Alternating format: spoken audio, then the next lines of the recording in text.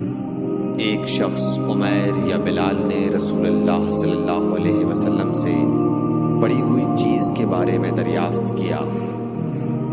آپ نے فرمایا اس کی بندھن پہچان لے، یا فرمایا کہ اس کا برتن اور تھیلی کو پہچان لے، پھر 1 سال تک اس کی شناخت کا اعلان کراؤ، پھر اس کا مالک نہ ملے تو اس سے فائدہ اٹھاؤ، اور اگر اس کا مالک آ جائے تو اسے سونپ دو۔ اس نے پوچھا کہ اچھا گمشدہ اونٹ کے بارے میں کیا حکم ہے؟ آپ کو اس قدر غصہ آ گیا کہ رخسار مبارک سرخ ہو گئے، یا راوی نے یہ کہا کہ آپ کا چہرہ سرخ ہو گیا۔ یہ سن کر آپ صلی اللہ علیہ وسلم نے فرمایا، تجھے اونٹ سے کیا واسطہ؟ اس کے ساتھ خود اس کی مشق ہے اور اس کے پاؤں کے سم ہیں، وہ خود پانی پر پہنچے گا اور خود پی لے گا اور خود درخت پر چرے گا، لہٰذا اسے چھوڑ دو یہاں تک کہ اس کا مالک مل جائے۔